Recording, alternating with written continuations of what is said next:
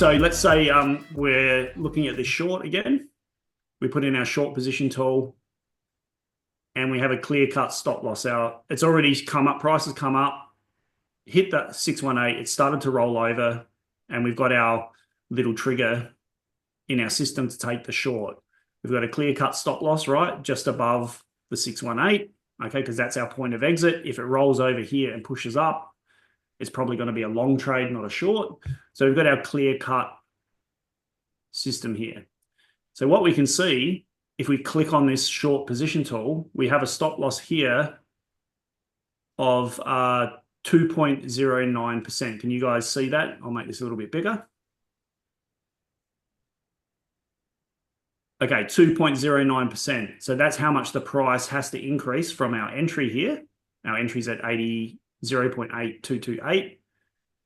The price has to increase 2.09% before we get stopped out. Okay, so that's an important factor to remember. We've got our stop loss down here. Our ultimate stop loss is back to these lows. It's a 5.65 risk to reward ratio, right? So for every dollar we're risking, we're going to make $5.65. That's a pretty good risk to reward, right? So if we're losing 10, we're going to make $56.50. Pretty cool. So in order to work out how much of my account do I use, you go into this position sizing thing here. You enter in your balance. Let's say it's at 1,000. Okay, we enter in our stop loss, which is 2.09. So I would say 2.1 would be a good stop loss to put in here. So stop loss percentage is 2.1. This is what is on your long position or short position tool. You put in the risk amount of your account. So this is your risk percentage level is of your trading account, okay? So if you have a $1,000 account and you're not comfortable risking more than 1 or 2% of that for every trade, you type this in, okay? So you can type in, let's say 1%, it'll be easy for the calculations. So we're going to risk $10, not 21. So we're going to risk 1% of our account, and we're going to put in a leverage of, let's say, 5x. We hit calculate. Watch the numbers on the right-hand side of the screen here, guys. Okay, so this is a prime example of how little of your own account you use in order to take these trades to protect yourself. So I have a trading account of $1,000. On this particular short here, I'm going to be using all of $95 of my account. Less than 10% of my account I'm using on this trade. And my loss will be $10 only, right? So I'm going to lose 1% of what I have in my $1,000 account. Okay. And my total position size, because it's on a 5x, $95.24 times by 5 is $476.19. So my position size is going to be essentially a $500 position. And I'm going to use close to $100 of my margin. Okay. And that means that if this trade goes wrong, I'm going to lose $10. If the trade goes correct, because it's a 5.65, I'm going to win $56.50. Okay, that's not a bad risk to reward ratio. Yep, and then so this is also going to show you that by using this position size calculator, which is called cryptowinrate.com, okay, it shows you how leverage makes no difference to your risk if you calculate it in this manner, okay?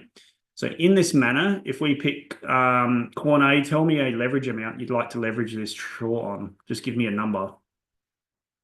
10x. 10? Great. So guys, just take note of these numbers on the right-hand side here, okay? We've got our required margin is $95.24. Our loss is $10 risk. And our total position size is $476.19. I'm going to change this leverage to 10. And the only number that is going to change out of these three is going to be my required margin. Everything else in these other numbers 2 and 3, they will remain the same. So if I hit calculate, There you go. Now we only need $47.62 of margin because now we're leveraging more. We need less of our own because we're borrowing more.